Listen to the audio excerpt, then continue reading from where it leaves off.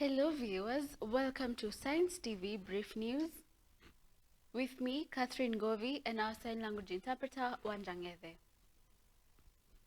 On to our first news item.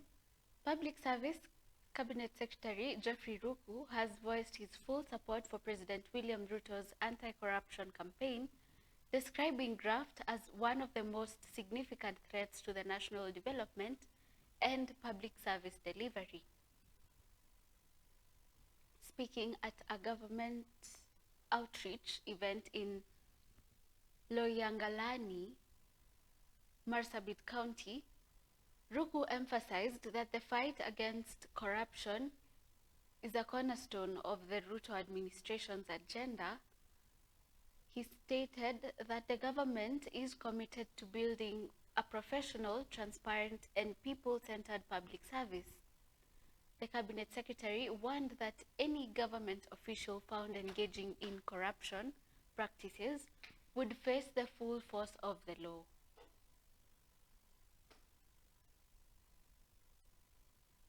And moving on, former Jubilee Secretary General Raphael Tuju has resigned from the former ruling party.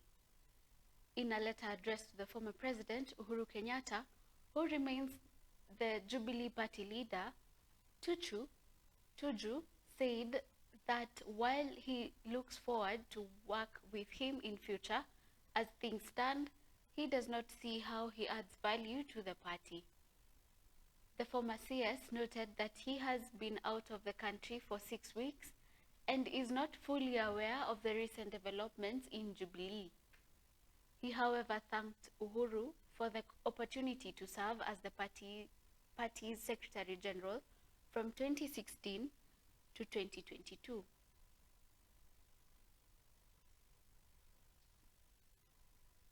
And moving on, members of Parliament on Tuesday staged a brief but intense protest in the National Assembly against President William Ruto over his recent claims of bribery and extortion within the legislature.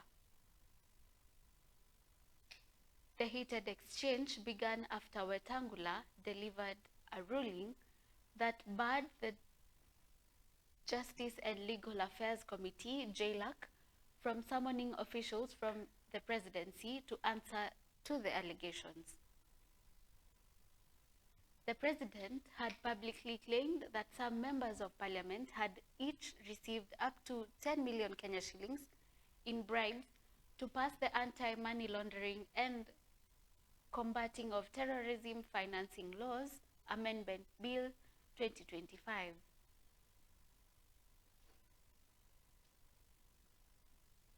In his ruling, Speaker Wetangula cautioned the legislatures against dragging the dignity of the House into political battles, particularly ahead of the planned MP's retreat.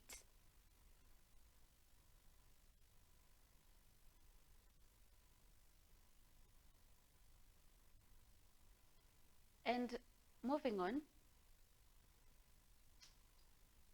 former Chief Justice David Maraga has launched a scathing attack on President William Ruto, terming the fight against corruption as hypocritical. Maraga, who has announced his intention to contest the presidency in 2027, accused the head of state of actively engaging in bribery for political gain while publicly condemning graft. In a statement released by David Maraga, Presidential Campaign Secretariat, the former CJ claimed that the president has no moral authority to lecture Parliament on corruption. That is all we had for the brief news. Thank you for watching Science TV. My name is Catherine Govi and our sign language interpreter is Wanjang'ethe. Have a good evening.